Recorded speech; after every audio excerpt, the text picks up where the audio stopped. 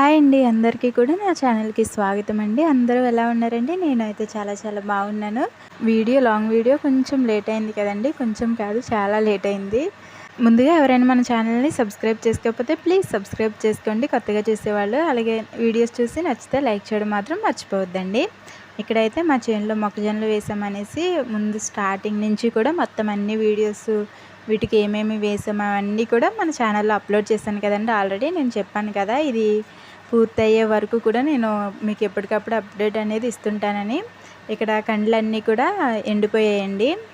వీటినైతే మొక్కజొన్న కండ్లను విరవడం అయితే స్టార్ట్ చేసాము. నేను మా ఆయన గారు మాత్రమే ఈ పని అనేది చేసుకున్నామండి. 3 రోజులు పట్టింది మాకు ఇవి విరవడానికి. అంటే కూలీలను పెడితే ఒక రోజులో ఏరిచేస్తారండి. అంటే ఎకరానికి 8,000 చొప్పున ఇవ్వాలి. ఇంకా ఎందుకులే మేము విరిచేసుకుందాం అనేసి ఇంకా స్టార్ట్ చేసి 3 రోజుల దాకా విరుచుకున్నామండి. మొదటి రోజు ఒక 2 బోదులు మాత్రమే విరిచామండి. ఇంకా రెండో రోజు, మూడో రోజు మొత్తం ఫినిష్ చేసామన్నమాట.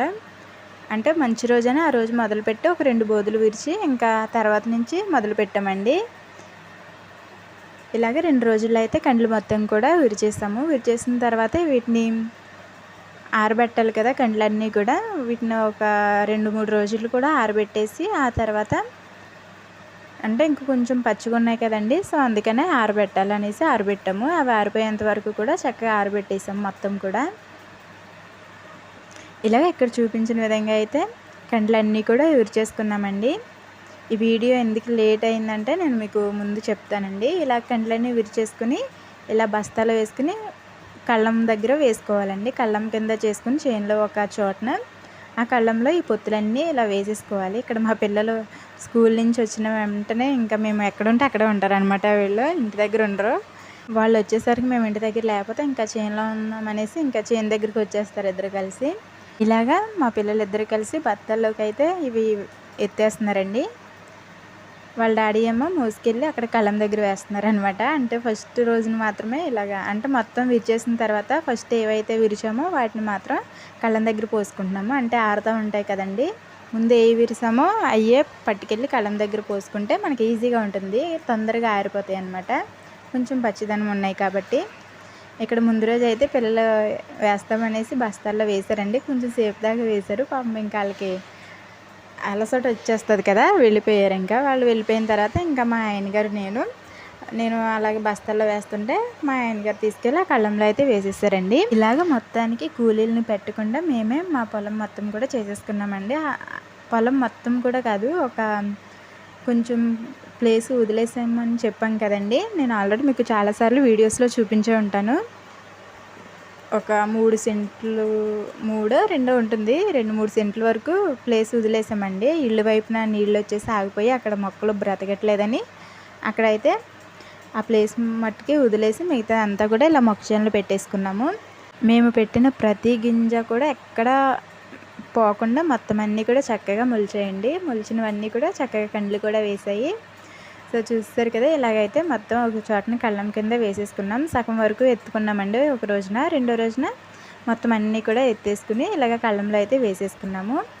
ఇంకా ఇక్కడ చీకటి పడిపోతుంది అనేసి ఇంకా దీనిపైన బరకం కప్పేసి ఇంటికైతే వెళ్ళిపోదాం అనేసి ఇలాగ బరకం మొత్తం కూడా కప్పేసుకున్నామండి. ఒకవేళ మళ్ళీ కొంచెం మబ్బు వేసిందండి. మేము ఇవి విరిసిన తర్వాత ఇవి ఆరబెట్టేటప్పుడు కొంచెం గాలి దుమ్ము మబ్బు కింద వేసింది. చాలా భయం అయితే వేసిందండి, వర్షం వచ్చేస్తుందేమో అని.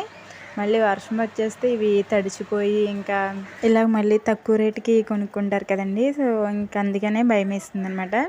సో మొత్తానికి దేవుడి దయ వల్ల మొత్తం ఇలాగ కండ్లు అయితే ఆడేసామండి. కండ్లు ఆరబెట్టిన తర్వాత ఇవి ఆడడానికి కూడా మిషన్ అనేది చాలా లేట్గానే వచ్చింది.